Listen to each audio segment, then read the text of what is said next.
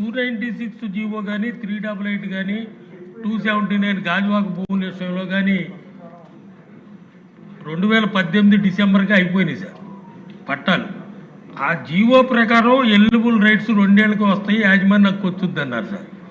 2018లో ఒకసారి 38 మన ప్రభుత్వం వెళ్ళిన తర్వాత కూడా గత ప్రభుత్వం 2019లో అప్పటి మన రెవెన్యూ సెక్రటరీ మన్మోహన్ సింగ్ గారు కలెక్టర్లకు మెమోలు కూడా ఇవ్వడం జరిగింది అధ్యక్ష. మళ్ళీ మొన్న జనవరి 28వ తారీఖున చంద్రబాబు నాయుడు గారి దగ్గర మీటింగ్ జరిగినప్పుడు కూడా దీని గురించి శాసనసభ్యులందరం కూడా మాట్లాడటం జరిగింది అధ్యక్ష. కానీ ఇప్పటి వరకు ఆ 296 జీవో మీద కానీ మన గాజువాక భూములు 279 మీద కానీ ఇప్పటికి కూడా యాజమాన్యకు కల్పించారా లేదా? మీరు ఆ కన్వేయన్స్ డీడ్ చేయడానికి ఈ 100 గజాల లోపు 296 జీవోలో ఉచితంగా పట్టాలు ఇవ్వడం జరిగింది పేదలకి. కన్వేయన్స్ డీడ్ చేయడానికి ఈ పేదవారు డబ్బులు చెల్లించాలా లేదా? అంతేకాకుండా మొన్న ముఖ్యమంత్రి గారి దృష్టిలో పెట్టినా సరే ఈ సంవత్సరం జనవరి 28న గత ప్రభుత్వంలో ఈఎల్సీ ల్యాండ్స్ మీద జీవో నెంబర్ 84 వచ్చింది సార్.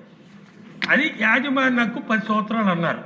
అది ముఖ్యమంత్రి గారి దృష్టిలో పెట్టాం, 2 సంవత్సరాలు చేయాలన్నారు. ముఖ్యమంత్రి గారు ఆదేశాలు ఇచ్చారు. ఇప్పటి వరకు ఆ జీవో 2 సంవత్సరాలకు మార్చి ఇప్పటి వరకు రాలేదు సార్. జనవరి 28న మీటింగ్ జరిగింది అమరావతిలో బ్లాక్ 1లో.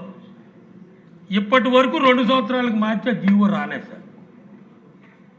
నేను కోరేది ఒకటే, 100 గజాలు మన పేదవారికి ఉచితంగా ఇచ్చాం, 2018తో అయిపోయింది. కన్వేయన్స్ డీడ్ ఇవ్వాలా? ఇవ్వలేదు. కలెక్టర్లకు ఆదేశాలు రాలేదు. వాళ్ళకు ఉచితంగా కన్వేయన్స్ డీడ్ చేయాల్సిన అవసరం ఉంది.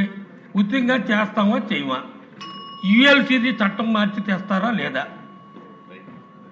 ఓకే.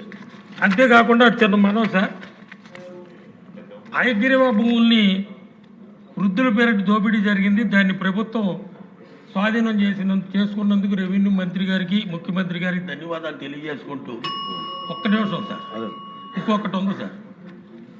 ఈ రామానాయుడు స్టూడియో అప్పుడు 2003లో ఎకరం 5 లక్షల కాడికి 34.43 ఎకరాలు స్టూడియో నిర్మాణం సినీ పరిశ్రమ అభివృద్ధి కోసం ఇచ్చారు సార్. గత ప్రభుత్వంలో మల్టీపర్పస్ జోన్ మీకు తెలుసు, విశాఖపట్నంలో మాస్టర్ ప్లాన్ ఎన్ని భోగవతలు జరిగినాయో. రెవెన్యూ వారి బిఎస్ఓ 24 ప్రకారం వీళ్ళు 15 ఎకరాలు 17 సెంట్లు లేఅవుట్ వేసి అమ్ముకోవటం కోసం లేఅవుట్ వేసారు అధ్యక్ష. బిఎస్ఓ 24 నామ్స్ ప్రకారం, రెవెన్యూ వారి రూల్ ప్రకారం దేనికైతే ఇచ్చారో దానికే వాడాలి. దానికి విరుద్ధంగా ఈ లేఅవుట్ వేయటానికి అమలు ప్రయత్నం చేశారు. నేను సుప్రీంకోర్టుకి వెళ్ళి స్టే కూడా తీసుకురావడం జరిగింది అధ్యక్ష. స్టూడియో పర్పస్గా నాకు తెలిసి ఇప్పటి వరకు 30 సంవత్సరాల్లో ఆ స్టూడియో వాడలేదు అధ్యక్ష.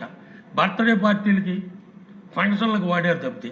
కాబట్టి వెంటనే ప్రభుత్వం రామానాయుడు స్టూడియో భూమిని వెనక్కి తీసుకోవాలని మీ ద్వారా నేను రెవెన్యూ మంత్రి గారిని కోరుకుంటున్నాను. ధన్యవాదాలు అధ్యక్ష.